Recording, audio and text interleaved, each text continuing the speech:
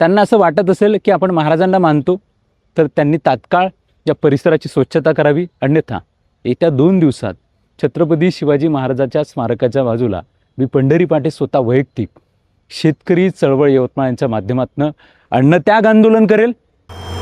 येत्या 2 दिवसाचा अल्टिमेट यवतमाळ नगर परिषदेला आहे. स्वच्छता झाली तर ठीक, अन्यथा या ठिकाणी या परिसराच्या स्वच्छतेसाठी, एकंदर या महाराजांच्या परिसराच्या सुशोभीकरणासाठी मी अन्नत्याग आंदोलन करेल. महाराज, पहिल्यांदा तर मला माफ करा, कारण मी तुमचा पाईक असल्याचा अधिकार नाही आहे. मी फक्त आंदोलनामध्ये तुमच्या नावाचा वापर करतो, छत्रपती शिवाजी महाराज की जय म्हणतो आणि कधी डॉक्टर बाबासाहेब आंबेडकरांचा विजय असो असं म्हणतो. महाराज, तुम्हाला माहिती आहे का, मी फक्त तुमच्या नावाचा वापर पॉलिटिक्समध्ये फक्त इलेक्शन पुरता करतो. निवडणूक आली की तुमच्या नावानं मताची भीक मागतो. महाराज, मला माफ करा, मी तुमच्यासाठी काहीच करू शकत नाही. महाराज, तुम्हाला माहिती आहे, यवतमाळ नगरपालिकेचं इलेक्शन झालं, त्या काळात मीच स्वतः काही पक्षाचा प्रचार केला, लोकांच्या दारात गेलो आणि तुमच्या नावानं मतं मागितली, भीक मागितली की या पक्षाला मतदान करा म्हणून. इलेक्शन संपलं, सगळ्या गोष्टी संपल्यात. पण महाराज, जेव्हा तुमच्या परिसराच्या स्वच्छतेची वेळ येते, तेव्हा मी गप्प घरात जाऊन बसतो. आणि महाराज, तुम्हाला कल्पना नाही आहे, सध्या खूप भ्रष्टाचार आहे महाराज. टेंडरच्या नावाखाली पैसे खाल्ले जातात, गाळाचे, कचऱ्याचे, स्वच्छतेचे पैसे खाल्ले जातात. कुणी बोलत नाही महाराज. मी सुद्धा चकार शब्द बोलत नाही.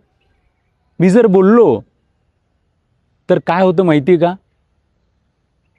लोकांना त्याचा राग येतो, त्यांच्या मनामध्ये द्वेष येतो.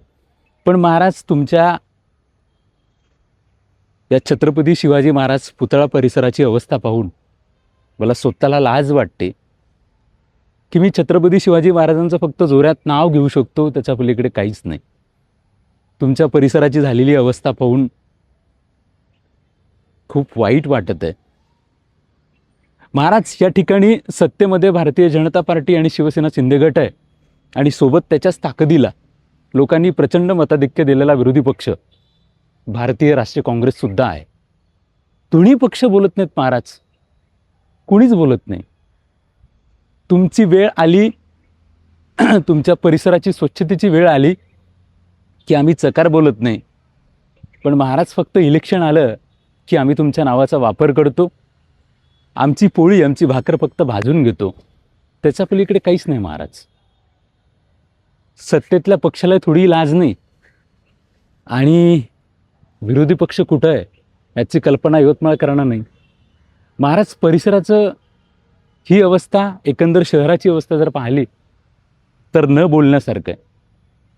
महाराजांच्या स्मारक परिसराचा एरिया हा ग्रेझिंग लँड झाला आहे, ज्याला आपण साध्या भाषेमध्ये चराऊ कुरणं म्हणतो.